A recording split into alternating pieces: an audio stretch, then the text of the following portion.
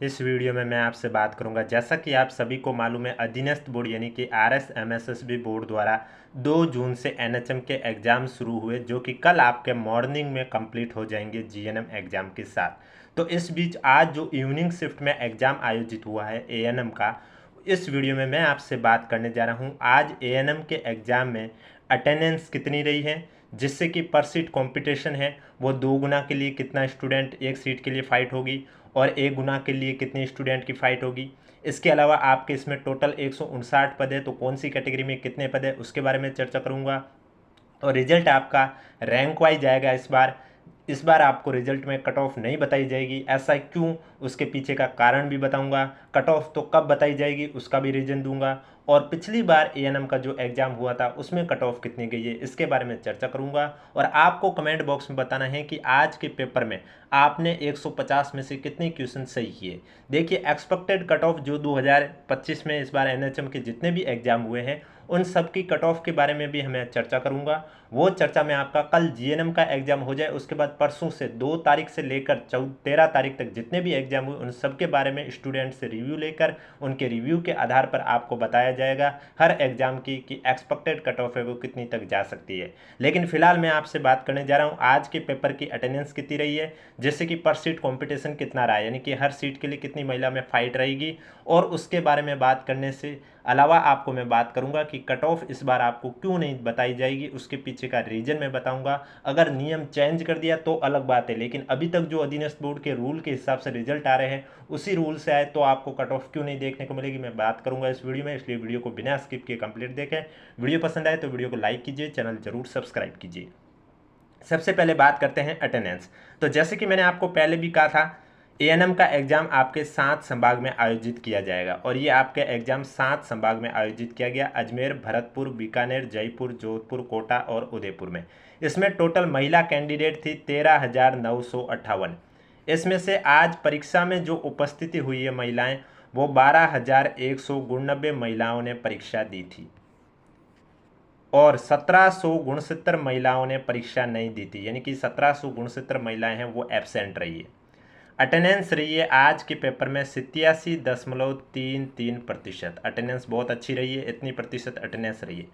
अब आप देख लीजिए, जो 1769 महिलाएं ने आज परीक्षा नहीं दी तो वो तो कंपटीशन से ऑलरेडी बाहर हो गए।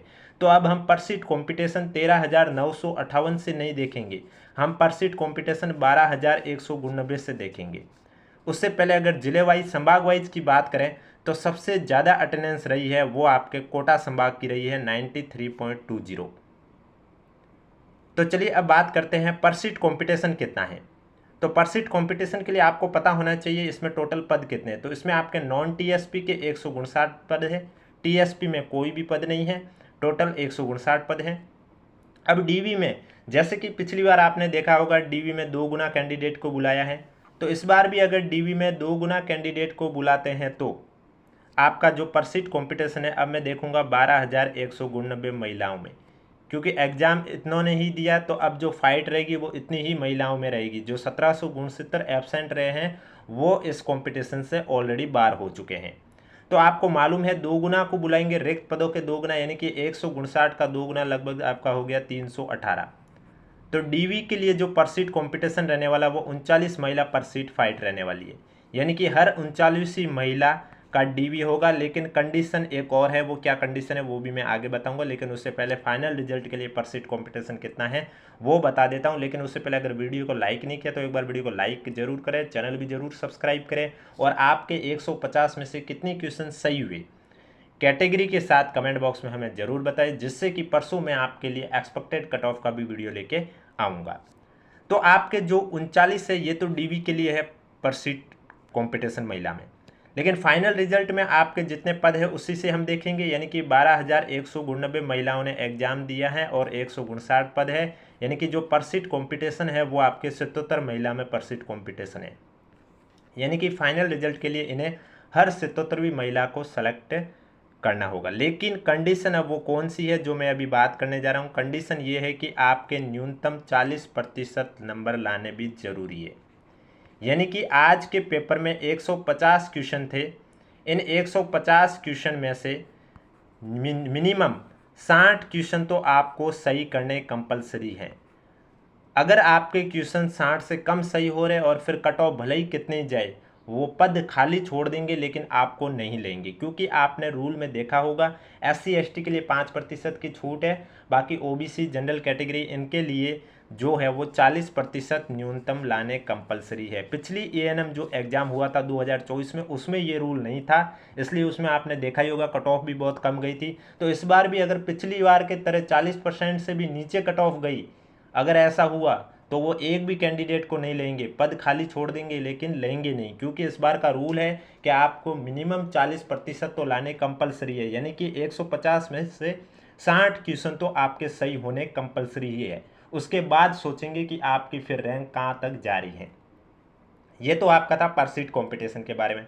अब बात करने जा रहा हूँ कि इस बार आपको कट ऑफ क्यों नहीं दिखाई देगी।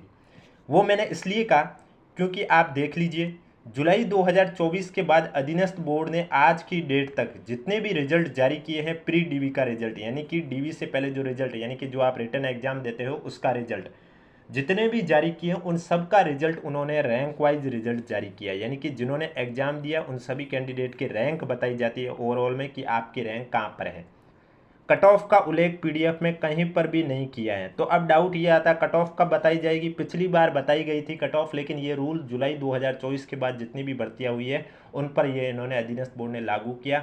अब अगर कल को ये रूल वापस से चेंज कर दे तो वो अलग बात है। अगर रूल चेंज नहीं करे, उसी रूल से उसी नियम से फॉलो करे, तब तो आपको कट ऑफ फिर डायरेक्ट फाइनल रिजल्ट जब जारी होगा तभी देखने को मिलेगी।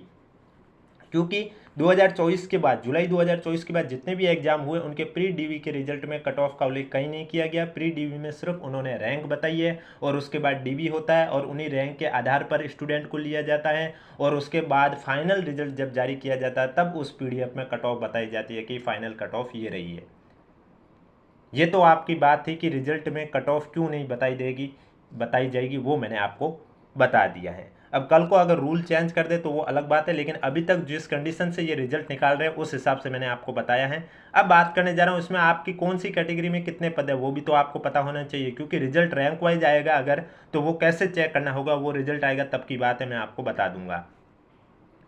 जैसे कि नॉन टीएसपी में आप सभी को मालूम है टोटल आपके 159 पद है। नॉन टीएसपी में टोटल आपके 159 पद हैं। इन 159 पदों की बात करें तो सबसे पहले जनरल कैटेगरी में बात करूं तो जनरल कैटेगरी में सामान्य महिला के 55 पद हैं, विधवा के 5 पद हैं और परित्यक्ता का 1 पद है। अब ये भर्ती ANM सिर्फ और सिर्फ महिलाओं के लिए ही होती है, इसलिए यहाँ पर जनरल में डायरेक्ट सामान्य महिला का ही उल्लेख किया गया है। GNM होती है जिसमें फीमेल और मेल दोनों होते हैं, लेकिन ANM में सिर्फ और सिर्फ फीमेल कैंडिडेट ही होती है। इसके बाद नेक्स्ट कैटेगरी आती है अनुसूचित जाति, यानी कि SC कैटेगरी। SC कैटेगरी की मैं बात करूं तो इसमें आप देख सकते हैं सामान्य महिला के 23 पद हैं, विधवा के 2 पद हैं, परित्यक्ता के 0 पद हैं। अब अगर रैंक वाइज रिजल्ट आता है तो वो मैं कैसे बता देता हूँ आपको, पहले थोड़े से हिंट में दे देता हूँ। जैसे कि जनरल में 55 पद है और आप जनरल कैटेगरी से हो, रिजल्ट जब रैंक वाइज आएगा तो उसमें रैंक अगर आपकी 55 के अंदर आ रही है, आप जनरल कैटेगरी से हो, तो आपका सिलेक्शन हो जाएगा। कट ऑफ फाइनल रिजल्ट आएगा तभी ही बताया जाएगा। और अगर आप SC कैटेगरी से हो तो उसमें अगर आपकी रैंक 55 से थोड़ी बाहर आ रही है, यानी कि 70 पर आ रही है, तो आपको कब चेक करना होता है, 55 के बाद से कैंडिडेट चेक करने हैं SC कैटेगरी के कितने हैं, और अगर आपकी रैंक 70 पर आ रही है तो आपको 70 तक काउंट करना है। लेकिन 55 से पहले अगर आपकी कैटेगरी का कोई बंदा है तो उसको काउंट करने की कोई आवश्यकता नहीं है, क्योंकि उसका ऑलरेडी सिलेक्शन जनरल कैटेगरी से हो चुका है। इस तरह से चेक करना होता है और वो रिजल्ट आएगा तो मैं अलग से बता दूंगा कि कैसे रैंक वाइज रिजल्ट चेक करते हैं, जिससे कि आप रिजल्ट के समय पता चल सकता है कि आपका फाइनल सिलेक्शन होगा या नहीं होगा। नेक्स्ट कैटेगरी है अनुसूचित जनजाति, यानी कि ST कैटेगरी। ST कैटेगरी की बात करें तो इसमें सामान्य महिला के 18 पद है खाली, विधवा का 1 पद है और परित्यक्ता का 0 पद है। इसके बाद आपकी जो कैटेगरी आती है वो आती है अन्य पिछड़ा वर्ग, यानी कि OBC कैटेगरी। OBC कैटेगरी की बात करें तो इसमें आपके सामान्य महिला के 30 पद हैं, विधवा के 2 पद हैं, परित्यक्ता के 0 पद हैं। इसके बाद आपकी आती है अति पिछड़ा वर्ग, यानी कि MBC कैटेगरी। MBC कैटेगरी बताने से पहले एक बार कमेंट बॉक्स में आप हमें कैटेगरी के साथ जरूर बताएं कि आज के पेपर में आपके 150 में से कितने क्वेश्चन सही हुए, जैसे कि परसों मैं आप सभी के लिए एक्सपेक्टेड कट ऑफ के बारे में भी चर्चा कर सकूं, क्योंकि आप सही एनालिसिस दोगे, एग्जाम आपने दिया है तो जब आप ही सही रिव्यू देंगे तभी हम बता सकेंगे कि कट ऑफ कितनी तक जा सकती है। हम ऐसे ही हवाबाजी करेंगे तो वो बात तो बैठेगी नहीं। एमबीसी कैटेगरी की बात करें तो एमबीसी कैटेगरी में सामान्य महिला के 7 पद हैं, विधवा और परित्यक्ता के लिए कोई भी पद नहीं था। आर्थिक रूप से कमजोर वर्ग की बात करें यानी कि ईडब्ल्यूएस कैटेगरी की बात करें तो इसमें आपके सामने महिला के 14 पद थे, विधवा का 1 पद था, परित्यक्ता का 0 पद था। 12 जिले की शहरी या आदिम जाति की बात करें तो इसमें आपके सामने महिला के लिए 0 पद था, विधवा के लिए भी 0 था और परित्यक्ता के लिए भी 0 था। हॉरिजेंटल रिजर्वेशन में बात करें तो हॉरिजेंटल रिजर्वेशन में आप देख सकते हैं दिव्यांग जन में एलवी कैटेगरी में 2 पद हैं, डीएचएच में 2 पद हैं, ओएलसीपी एलसी में 2 पद हैं, एसएलडी एमआई में 1 पद है। इसके बाद भूतपूर्व सैनिक में भी आप देख सकते हैं यहाँ पर लिखा हुआ है जनरल कैटेगरी में 7 पद हैं, एससी कैटेगरी में 3 पद हैं, एसटी कैटेगरी में 2 पद हैं, ओबीसी कैटेगरी में 4 पद हैं, ईडब्ल्यूएस कैटेगरी में 1 पद है, एमबीसी शहरिया में कोई पद नहीं है और उत्कृष्ट खिलाड़ी की बात करें तो उत्कृष्ट खिलाड़ी में 3 पद हैं। तो ये तो था आपका पदों का वर्गीकरण एएनएम एग्जाम जिसे कहते हैं महिला स्वास्थ्य कार्यकर्ता। अब पिछला एएनएम एग्जाम हुआ उसकी कट ऑफ कितनी गई है तो फाइनल कट ऑफ आपको मैं बता देता हूँ। पिछला एएनएम पिछली बार में जो भर्ती एएनएम की थी उसमें ये रूल नहीं था 40% वाला। अगर ये रूल होता तो कोई भी पास नहीं होता कट ऑफ के हिसाब से, क्योंकि उसमें आपको 160 नंबर लाने कंपलसरी थे, जबकि कट ऑफ गई थी आप देख सकते हो। कोई भी पास तो नहीं कह सकते, हो सकता किसी स्टूडेंट के 200 भी आई होंगे 1-2 के। लेकिन अब बात करें कट ऑफ की, पिछली बार पेपर था 400 नंबर का और इस बार जो पेपर है आपके 450 नंबर का है। तो जनरल कैटेगरी में आप देख सकते हैं पिछली बार कट ऑफ गई थी 120, डीआईवी की गई थी 46.66। जनरल ईडब्ल्यूएस की बात करूं तो इसमें आपके पिछली बार कट ऑफ गई थी 36.33। एससी कैटेगरी की बात करूं तो इसकी कट ऑफ गई थी आपके 62। इसके बाद आती है आपके ओबीसी कैटेगरी, ओबीसी कैटेगरी की कट ऑफ गई थी 101। इसके बाद आप देख सकते हैं एमबीसी कैटेगरी, एमबीसी कैटेगरी की कट ऑफ गई थी 63। अब इस बार अगर आपका 40% से न्यूनतम है तो आपको पास भी नहीं माना जाएगा, चाहे कट ऑफ उनको बहुत कम चली जाए। लेकिन अगर आपका ऐसा कोई कैंडिडेट है, मान लीजिए आपने जितनों ने एग्ज़ाम दिया 12,199 में 100 कैंडिडेट ही टॉप रहे और उनके भी 58 क्वेश्चन सही हो रहे, तो इसमें एक को भी सेलेक्ट नहीं लिया जाएगा, क्योंकि मैंने पहले भी बोला है। और वो सभी अगर जनरल ओबीसी के हो।